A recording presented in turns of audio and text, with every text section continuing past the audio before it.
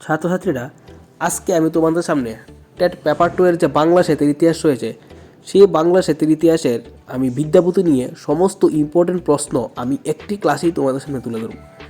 আশা করি তোমাদের এই ক্লাসটা দেখার পর আর অন্য কোনো ক্লাস বা বই দেখতে হবে বলে আমার মনে হয় না।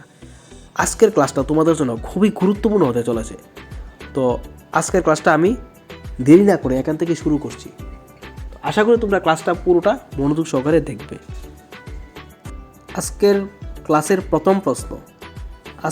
প্রথম প্রশ্ন হচ্ছে, কাকে মৈথিলী কোকিল বলা হয়? বিদ্যাপতিকে মৈথিলী কোকিল বলা হয়। পরের প্রশ্ন, কখন বিদ্যাপতির জন্ম হয়েছিল? চতুর্দশ শতকের শেষ ভাগে বিদ্যাপতি জন্মগ্রহণ করেন। বিদ্যাপতির জন্ম শতক ছিল চতুর্দশ শতক। পরের প্রশ্ন, বিদ্যাপতি কোথায় জন্মগ্রহণ করেন? বিদ্যাপতি জন্মগ্রহণ করেন মিথিলার মধুবনী পরগনার বিসপি গ্রামে। বিদ্যাপতির জন্মগ্রাম কী ছিল? মিথিলার মধুবনী পরগনার বিসপি গ্রাম। এই গ্রামে তিনি জন্মগ্রহণ করেন। সবগুলি প্রশ্ন কিন্তু খুবই ইম্পর্টেন্ট। প্রতিটা প্রশ্ন ইম্পর্টেন্ট তোমাদের জন্য আজকের ক্লাসে। আশা করি তোমরা ক্লাসটা প্রথম থেকে শেষ অবধি ফলো করবে। আজকের পরের প্রশ্ন, কোন বংশে বিদ্যাপতি জন্মগ্রহণ করেছিলেন? ব্রাহ্মণ বংশে। বিদ্যাপতি ব্রাহ্মণ বংশে জন্মগ্রহণ করেন। তিনি একজন ব্রাহ্মণ পরিবারের সন্তান ছিলেন। পরের প্রশ্ন, বিদ্যাপতির পিতার নাম কি? বিদ্যাপতির পিতার নাম ছিল গণপতি ঠাকুর।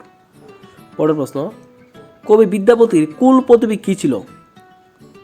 কবি বিদ্যাপতির কুল প্রতিবী ছিল ঠক্কর। বিদ্যাপতি কোন যুগের কবি ছিলেন? বিদ্যাপতি কোন যুগের কবি ছিলেন? প্রাক চৈতন্য যুগের কবি ছিলেন বিদ্যাপতি।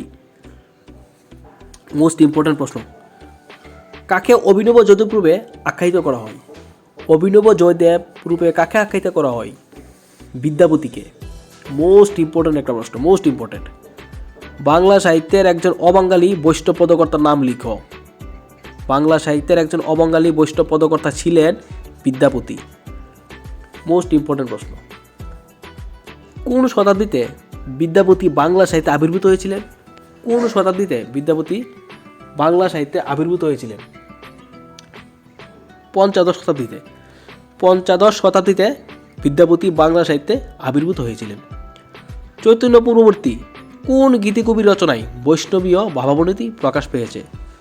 চৈতন্য পূর্ববর্তী কোন গীতিকবির রচনায় বৈষ্ণবীয় ভাবানুভূতি প্রকাশ পেয়েছিল? বিদ্যাপতির রচনায়।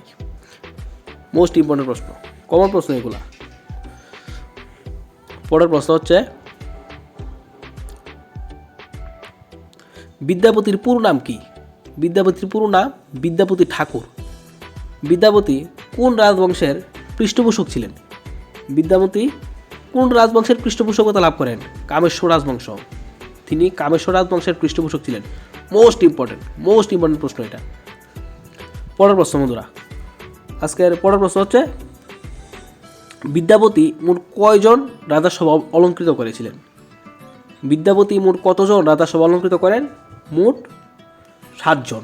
তিনি 7 জন রাজসভা বা পদ অলঙ্কৃত করেছিলেন। মোস্ট ইম্পর্টেন্ট প্রশ্ন, কী বলবো, আজকের ক্লাসের প্রতিটা প্রশ্ন ইম্পর্টেন্ট। বিদ্যাপতি প্রথম যে রাজার পৃষ্ঠপোষকতা লাভ করেছিলেন তার নাম কি? বিদ্যাপতি প্রথম যে রাজার পৃষ্ঠপোষকতা লাভ করেন তার নাম ছিল কীর্তিসিংহ।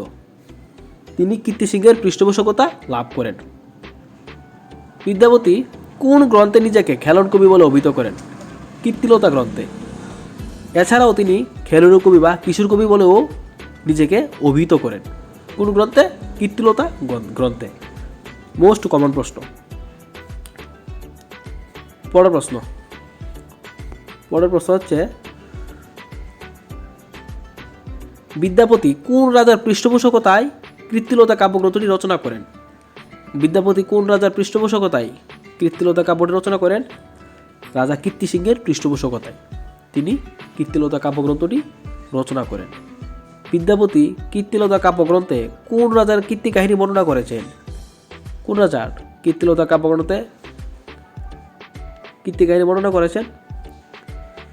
এটার উত্তরটা হচ্ছে বন্ধুরা কীর্তিসিংহের কীর্তি কাহিনী তিনি কীর্তিলতা কাব্যগ্রন্থে বর্ণনা করেন। পরের প্রশ্ন, বিদ্যাপতি কোন রাজার পৃষ্ঠপোষকতায় কীর্তি পতাকা কাব্যগ্রন্থটি রচনা করেন? এটার উত্তর হচ্ছে শিবসিংহ। মোস্ট ইম্পর্টেন্ট প্রশ্ন। তিনি নিজেকে খেলোয়াড় কবি বলে অভিহিত করেছেন কীর্তিলতা কাব্যগ্রন্থে, আবার কীর্তিলতা কাব্যগ্রন্থটি রচনা করেন রাজা কীর্তি সিংহের পৃষ্ঠপোষকতায়। এরপরের প্রশ্ন, বিদ্যাপতির কীর্তি পতাকা কাব্যগ্রন্থটিতে কোন রাজার কীর্তি কাহিনী বর্ণিত আছে? রাজা শিবসিংহের। কীর্তি পতাকা কাব্যগ্রন্থটি রচনা করেন শিবসিংহ পৃষ্ঠপোষকতায়। আর কীর্তি পতাকা কাব্যগ্রন্থে কোন রাজার কীর্তি কাহিনী? শিবসিংহের। আর কীর্তিলতা কাব্যগ্রন্থটি রচনা করেন রাজা কীর্তি সিংহের পৃষ্ঠপোষকতায়। এরপরের প্রশ্ন, গোরক্ষবিজয় নাটকটি কে রচনা করেন? বিদ্যাপতি। বিদ্যাপতির রাধাকৃষ্ণ লীলা বিষয়ক পদগুলির বেশিরভাগই কোন রাজা রাজত্বকালে রচিত হয়েছে? রাজা শিবসিংহের রাজত্বকালে। রাধাকৃষ্ণ লীলা বিষয়ক পদগুলি বেশিরভাগই রচনা করেন রাজা শিবসিংহের রাজত্বকালে। পরের প্রশ্ন, বিদ্যাপতিকে অভিনব জয়দেব কে আখ্যা দিয়েছিলেন? বিদ্যাপতিকে অভিনব জয়দেব কে বলেন? রাজা শিবসিংহ। তিনি বিদ্যাপতিকে অভিনব জয়দেব বলে আখ্যা দেন। শিবসিংহের মৃত্যুর পর বিদ্যাপতিকে মৌলিক কবি শিল্পী রূপে আর পায় না। পায়ে প্রধানত স্মার্ত পণ্ডিত মন্তব্যটি কে করেন? সুকুমার সেন বিদ্যাপতি সম্পর্কে এই মন্তব্যটি করেন। পরের প্রশ্ন, বিদ্যাপতির সম্বন্ধে কে প্রথম সঠিক তথ্য সংগ্রহ করেছিলেন? কে প্রথম বিদ্যাপতি সম্পর্কে সঠিক তথ্য সংগ্রহ করেন? রাজা কৃষ্ণ মুখোপাধ্যায়। কে প্রথম মিথিলা থেকে বিদ্যাপতির পদ সংগ্রহ করেছিলেন? কমন প্রশ্ন, মোস্ট ইম্পর্টেন্ট। কে প্রথম বিদ্যাপতির পদ সংগ্রহ করেন? জর্জ আব্রাহাম ঘিয়ারসন প্রথম মিথিলা থেকে বিদ্যাপতির পদ সংগ্রহ করেন। বিদ্যাপতির পদ সংখ্যা কত? প্রায় 900টির মতো বিদ্যাপতির পদ সংখ্যা ছিল। শ্রীকৃষ্ণের পূর্বারাগ পর্যায়ের শ্রেষ্ঠ পদকর্তা বিদ্যাপতি। পরের প্রশ্ন, মাথুর পর্যায়ের শ্রেষ্ঠ পদকর্তা বিদ্যাপতি। ভাবোল্লাস বিষয়ক পদের শ্রেষ্ঠ পদকর্তা বিদ্যাপতি। প্রার্থনা বিষয়ক পদের শ্রেষ্ঠ পদকর্তা কে? এটাও বিদ্যাপতি ছিলেন। সবগুলি প্রশ্ন কিন্তু ইম্পর্টেন্ট, প্রতিটা প্রশ্ন ইম্পর্টেন্ট। এরপরের প্রশ্ন হচ্ছে, শীতের উর্নি পিয়া গ্রীষের বা বরিশার ছাত্র পিয়া দরিয়ার না, পংক্তিটি রচয়িতা কে? বিদ্যাপতি। তো ছাত্রছাত্রীরা এই উক্তিগুলি কিন্তু তোমরা পড়বে, কারণ এই উক্তিগুলি থেকে প্রশ্ন আসতে পারে। এরপরের প্রশ্ন হচ্ছে, মাধব বহুত মিনতি করি তৈ দেই তুলসী তিল এ দেহ সমর্পিল, দয়া জন ছর্বিময়, পংক্তিটি রচয়িতাকে? বিদ্যাপতি। প্রত্যেকটা প্রশ্ন ইম্পর্টেন্ট, কি বলবো আর। প্রত্যেকটি পংক্তি কিন্তু তোমরা পড়বে, কারণ 2025-এর পরীক্ষায় কি হবে, কি হয় না, কি আসে কেউ জানে না, কিন্তু তাই প্রশ্ন ছাড়ার কোনো প্রয়োজনও নেই। পরের প্রশ্ন, বিদ্যাপতি ও জয়দেব গ্রন্থটি রচয়িতাকে? এই গ্রন্থটি রচনা করেন বিদ্যাপতি ও জয়দেব গ্রন্থটি রচনা করেন বঙ্কিমচন্দ্র চট্টোপাধ্যায় রচনা বিদ্যাপতি ও জয়দেব। পরের প্রশ্ন,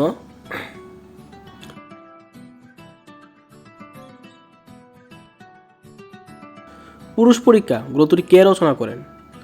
বিদ্যাপতি ঠাকুর রচনা করেন। লিখনাবলী রচনা করেন বিদ্যাপতি ঠাকুর। লিখনাবলী কিন্তু একটা গ্রন্থ, পুরুষ পরীক্ষাও গ্রন্থ, দুটা গ্রন্থই রচনা করেন বিদ্যাপতি ঠাকুর। পরের প্রশ্ন, বিদ্যাসাগর গ্রন্থটি কার রচনা? বিদ্যাসাগর গ্রন্থটি রচনা করেন বিদ্যাপতি ঠাকুর। পরের প্রশ্ন, দুর্গা বক্তৃতরঙ্গিনী গ্রন্থটি কে রচনা করেন? বিদ্যাপতি। কে কবে সর্বপ্রথম প্রমাণ করেন যে বিদ্যাপতি বাঙালি কবি নন? আমরা কিন্তু প্রথমেই দেখেছি যে বিদ্যাপতি একজন অবাঙালি কবি। তো বিদ্যাপতি যে একজন বাঙালি কবি নন এটা প্রথম প্রমাণ করেন 1875 খ্রিস্টাব্দে রাজা কৃষ্ণ মুখোপাধ্যায় প্রথম প্রমাণ করেন যে তিনি বাঙালি কবি নন। বিদ্যাপতি কোন ভাষায় তার অনবদ্য পদগুলি রচনা করেছিলেন? ব্রজবুলি ভাষায়। ব্রজবুলি ভাষায় বিদ্যাপতি তার অনবদ্য পদগুলি রচনা করেন। পরের প্রশ্ন, ব্রজবুলি হচ্ছে কি ধরনের ভাষা? ব্রজবুলি হচ্ছে এক ধরনের সাহিত্যিক ভাষা। ব্রজবুলি এক ধরনের সাহিত্যিক ভাষা। মিথিলায় জন্মগ্রহণ করলেও তিনি বাংলা ও বাঙালির প্রাণের কবি। কার সম্পর্কে এই গুরুত্বপূর্ণ মন্তব্যটি করা হয়েছে? বিদ্যাপতির সম্পর্কে। বিদ্যাপতির সম্পর্কে এই গুরুত্বপূর্ণ মন্তব্যটি করা হয়েছে। পরের প্রশ্ন, কত খ্রিস্টাব্দে বিদ্যাপতি জন্মগ্রহণ করেন? 1370 খ্রিস্টাব্দে, কাছাকাছি সময়ে বিদ্যাপতি জন্মগ্রহণ করেন। কে কবে বিদ্যাপতিকে 20 গ্রাম দান করেন? বিদ্যাপতিকে 20 গ্রাম দান করেন কে? 1399 খ্রিস্টাব্দে রাজা শিবসিংহ বিদ্যাপতিকে 20 গ্রাম দান করেন। অনেক ইম্পর্টেন্ট একটা প্রশ্ন। পরের প্রশ্ন, বিদ্যাপতি কীর্তিলতা গ্রন্থটি কোন ভাষায় রচনা করেন? কীর্তিলতা গ্রন্থটি কোন ভাষায় রচনা করেন বিদ্যাপতি? তো এই প্রশ্নের উত্তর হচ্ছে অবহট ভাষায়। অবহট ভাষায় তিনি কীর্তিলতা কাব্যগ্রন্থটি রচনা করেন। মোস্ট ইম্পর্টেন্ট প্রশ্ন, মোস্ট ইম্পর্টেন্ট। পাখিক পাক মিনক পানি পটটি রচয়িতাকে? অবশ্যই বিদ্যাপতি রচনা করেন এই পটটি। এরপরের প্রশ্ন হচ্ছে পিয়া বিনে পাজর ঝাঁঝরা বেলা পটটি রচয়িতাকে? বিদ্যাপতি। এরপরে প্রশ্ন, জন্ম অবধি হাম রূপ নেহারুলু নয়ন না তিরোপিত বেলা পটটির রচয়িতাকে? এই পটটির রচয়িতাও বিদ্যাপতি। তো আজকে আমরা এখন অবধি 49টা প্রশ্ন কমপ্লিট করলাম। আর একটা প্রশ্ন হলেই 50টা প্রশ্ন কমপ্লিট হবে। সুজনকে প্রেম হেম সমতুল্য পটটির রচয়িতাকে? বিদ্যাপতি। আজকের 50টা প্রশ্ন এখানেই কমপ্লিট। তো আরও প্রশ্ন রয়েছে, সবগুলি প্রশ্নই আমি আজকের ক্লাসে কমপ্লিট করে দেবো। যেহেতু আর পরীক্ষা বেশি দিন নেই, তো আমি চেষ্টা করবো আজকের ক্লাসেই বিদ্যাপতি সম্বন্ধে যে গুরুত্বপূর্ণ প্রশ্নগুলি রয়েছে সবগুলি প্রশ্নই তুলে ধরবো। এই ক্লাসটা দেখার পরও তোমাদের আর বিদ্যাপতি সম্পর্কে অন্য ক্লাস দেখার আর প্রয়োজন হবে বলে আমার মনে হয় না। পরের প্রশ্ন, পুরুষ পরীক্ষা গ্রন্থটি কোন ভাষায় রচিত? সংস্কৃত ভাষায়। এরপরের প্রশ্ন, কীর্তিলতা ও কীর্তিপতাকা গ্রন্থ দুটি কোন ভাষায় রচিত? অবহট ভাষায়। বিদ্যাপতির কুল ধর্ম কী ছিল? মোস্ট ইম্পর্টেন্ট প্রশ্ন, মোস্ট ইম্পর্টেন্ট। কুল ধর্ম শৈব ধর্ম। কুল ধর্ম ছিল শৈব ধর্ম। তো পুরুষ পরীক্ষা গ্রন্থটি রচনা করেন বিদ্যাপতি। কোন ভাষায় রচনা করেন? সংস্কৃত ভাষায়। কীর্তিলতা ও কীর্তিপতাকা গ্রন্থটি দুটি রচনা করেন অবহট ভাষায়। কে রচনা করেন? বিদ্যাপতি। মোস্ট ইম্পর্টেন্ট প্রশ্ন, মোস্ট ইম্পর্টেন্ট। একটা প্রশ্ন এখানে ছাড়ার মতো নয়, প্রতিটা প্রশ্ন ইম্পর্টেন্ট, প্রতিটা প্রশ্ন। তো ভিডিওটা তোমরা বা ক্লাসটা তোমরা যদি পুরোটা দেখো তাহলে বুঝতে পারবে যে আজকের ক্লাসটা তোমাদের জন্য কতটা ইম্পর্টেন্ট ক্লাস তোমাদের জন্য। পরের প্রশ্ন, কাকে বিরহের শ্রেষ্ঠ কবি আবার মিলনেরও শ্রেষ্ঠ কবি বলা হয়? কাকে বিরহের কবি আবার মিলনের কবি বলা হয়? মোস্ট ইম্পর্টেন্ট প্রশ্ন। এটার উত্তর হচ্ছে বিদ্যাপতি। বিদ্যাপতিকে বিরহের কবি আবার শ্রেষ্ঠ কবি আবার মিলনের কবিও বলা হয়। এরপরের প্রশ্ন, রাধাকৃষ্ণের বয়ঃসন্ধিমূলক প্রেম গীতিকা কে রচনা করেন? বিদ্যাপতি রাধাকৃষ্ণের বয়ঃসন্ধিমূলক প্রেম গীতিকা রচনা করেন। পদাবলীর প্রথম কবি কে? পদাবলীর প্রথম কবি ছিলেন বিদ্যাপতি। Most important. বিদ্যাপতি কী হিসাবে পরিচিত ছিলেন? বিদ্যাপতি একজন বৈষ্ণব কবি ও পদ রচয়িতা হিসাবে খুবই খ্যাতি লাভ করেন। তিনি জনসমাজে বৈষ্ণব কবি ও পদ রচয়িতা হিসাবেই খ্যাতি লাভ করেন। পরের প্রশ্ন,